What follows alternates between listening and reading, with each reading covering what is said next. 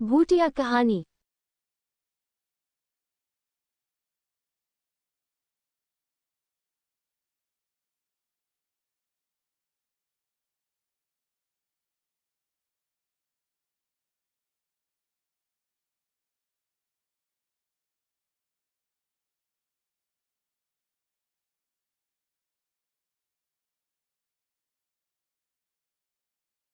कड़कड़ाती खूब जमाने में ठंड पड़ रही थी। जंगल की झाड़ियों से घिरा हुआ डाक बंगला काफी दिन में जितना सुंदर दिखता था, उतना ही इस रात के कोहरे में भयंकर नजर आ रहा था। डाक बंगला या यूं कह लीजिए सरकारी गेस्ट हाउस, जहां सरकारी कर्मचारी, नौकरशाह और मंत्री लोग रुक सकते हैं। उस रात मनमोहन अपनी बीवी अनु, बेटे रवि और बेटी जीविका के साथ वहां रुकने आया होता है। वो एक आम आदमी होता है, इसलिए भुगतान भरकर वो वहां ठहरता है। अब कोई गेस्ट हाउस नजर ही नहीं आ रहा है मुझे, इसीलिए यहाँ आना पड़ा। माफ करना रवि बेटा। क्या पापा आप भी? ये डाक बंगला कितना खौफनाक नजर आ रहा है। इसमें हम अगले 2 दिन कैसे बिताएंगे? रवि बेटा, कॉलेज का लास्ट ईयर चल रहा है तुम्हारा। इतने बड़े हो गए हो फिर भी इतना डरते हो। अब हम भी क्या करें। अगले 2 दिनों तक इस गांव से बाहर मौसम खराब होने की आशंका है और साथ ही भूकंप आने की भी। अरे मेरे डरपोक भाई, तुम कब सुधरोगे?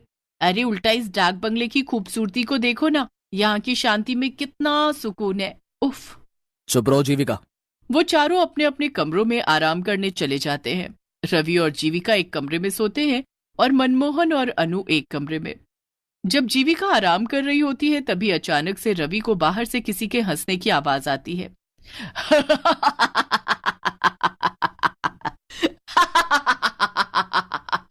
मेरे पास आओ, आओ, आओ मेरे पास आओ। ये किसकी आवाज है? कौन है? रवि के पसीने छूटने लगते हैं और वो बालकनी में जाता है।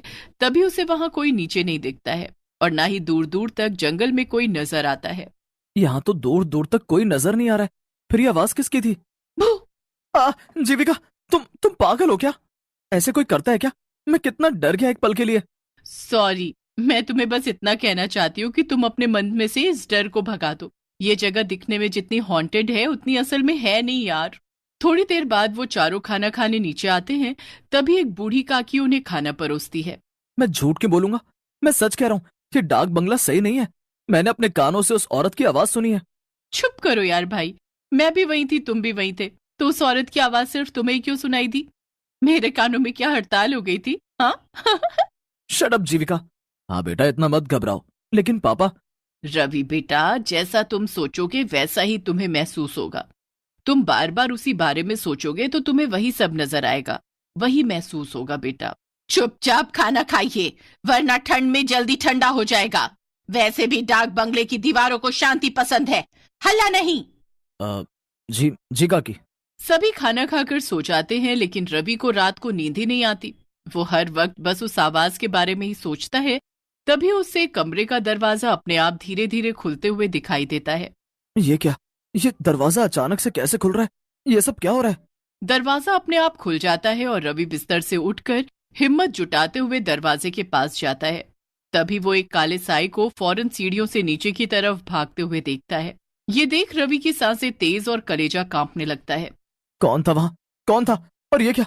ये पेपर, इस पे तो खून की स्याही से लिखा है, मैं तुम सबकी जान ले लूंगी। क्या? तभी रवि बहुत ज्यादा डर जाता है और वो तुरंत मनमोहन, अनु और जीविका को उठाकर उन्हें सब कुछ दिखाता है और साथ ही वो पेपर भी दिखाता है। मेरा यकीन कीजिए माँ पापा, मैं झूठ क्यों बोलूं भला? मैंने सच में किसी काले साए को सीढ़ियों से नीचे की तरफ भागते हुए देखा है। और ये पेपर, इस पर खून की स्याही से लिखा है, देखो आप। उस पेपर से वो सब लिखा हुआ मिट चुका था। ये देख रवि के होश उड़ जाते हैं। ऐसा कैसे हो सकता है? रवि एक काम करो, तुम और जीविका हमारे कमरे में सो जाओ। चारों एक साथ सोएंगे तो किसी को डर नहीं लगेगा। लेकिन पापा, मैं डर नहीं रहा, मैं बस मेरी और आपकी सबकी भलाई के लिए कह रहा हूँ। यहाँ से चलिए। आप सब भूत प्रेत में विश्वास नहीं करते होंगे, लेकिन मुझे है।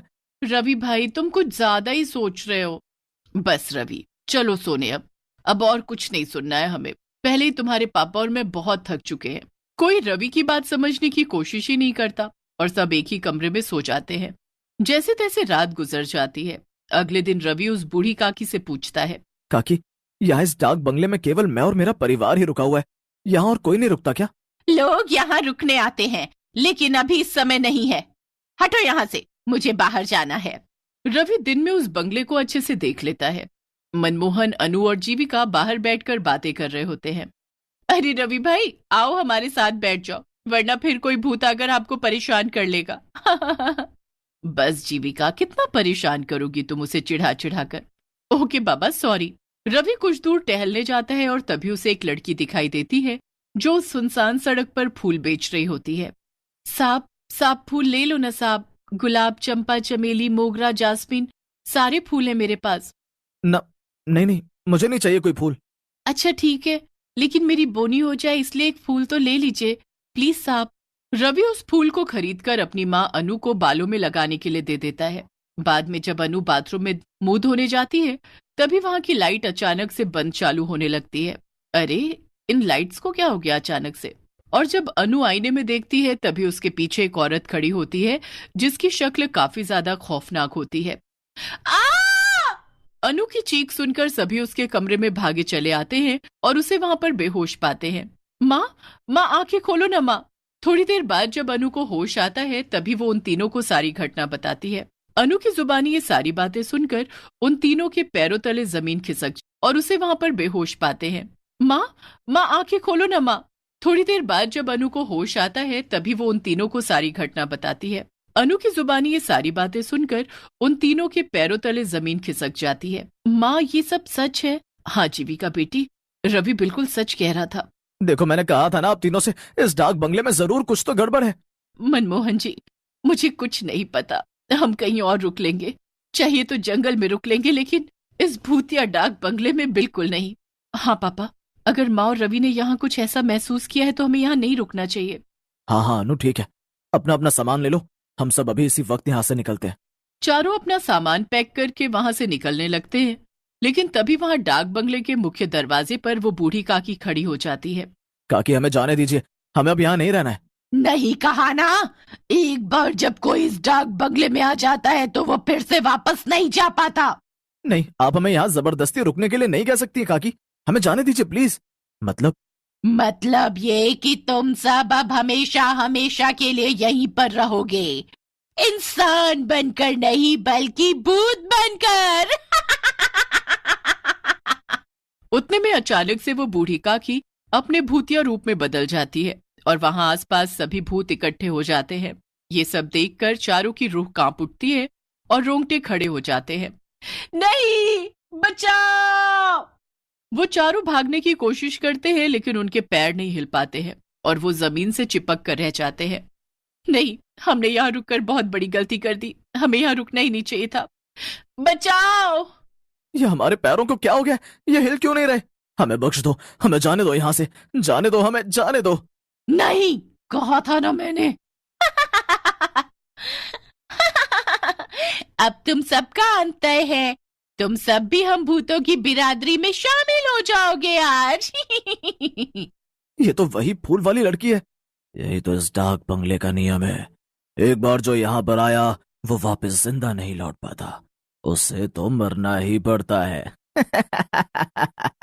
ये सब मैंने शुरू किया था, क्योंकि कई सालों पहले इसी डाक बंगले में काम करते करते एक गेस्ट ने मेरी जान ली थी, क्योंकि मैंने उसे सोने की तस्करी करते हुए पकड़ लिया था और मैं उसका जुर्म पुलिस को बताऊं, इस डर के कारण उसने मुझे मार दिया, क्योंकि सभी इंसान ऐसे ही होते हैं, मतलबी और बुरे। सारे भूत अब उन चारों के पास आने लगते हैं और चारों काफी ज्यादा घबरा जाते हैं। लेकिन तभी हम यहाँ से भाग तो नहीं सकते, लेकिन अपने मुंह से भगवान को याद तो कर सकते हैं। माँ, पापा, जीविका, हनुमान जी ही अब हमें बचा सकते हैं। वो चारों एक साथ हनुमान चालीसा बोलना शुरू कर देते हैं। जय हनुमान ज्ञान गुण सागर, जय कपीस तिहु लोक उजागर, रामदूत अतुलित बलधामा, अंजनी पुत्र पवन सुत नामा। बंद करो, बंद करो। हनुमान चालीसा सुनकर सभी भूतों के कानों से खून निकलने लगता है और सभी एक के बाद एक खत्म होने लगते हैं, जिसके बाद चारों उनकी कैद से आजाद हो जाते हैं और वहां से निकल जाते हैं। उस दिन के बाद डाक बंगला भूतों और काली शक्तियों के कहर से मुक्त हो गया।